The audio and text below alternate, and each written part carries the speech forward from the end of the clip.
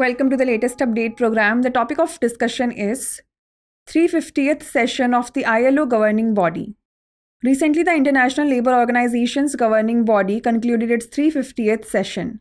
The session included a series of significant decisions relating to living wages and initiatives to strengthen social justice.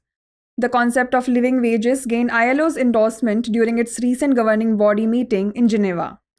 Notably, the Government of India aims to replace the minimum wage with living wage by 2025. Let's know about living wage. It is defined as the income essential for meeting basic needs like housing, food, healthcare, education, and clothing.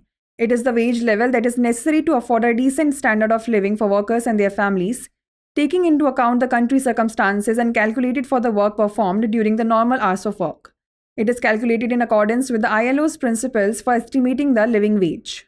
Let's discuss other highlights of the session. Progress review of the Global Coalition for Social Justice endorsed in November 2023.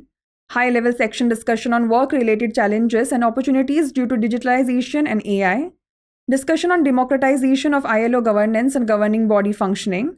And debate on an important report on ILO program implementation for 2022 and 2023.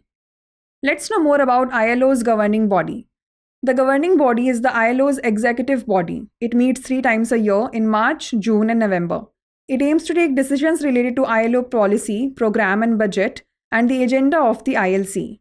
Its 350th session was held at ILO's headquarters from 4th to 14th March. The next session will take place on 15th June 2024. Now is the time to test your knowledge. The question is, how frequently does the governing body of the International Labour Organization convene? Once a year, twice a year, 3 times a year, or 4 times a year? Send the answer to this question in the comment section. Thanks for watching. For more informative content, like, share and subscribe, and do not forget to press the bell icon to get the notifications.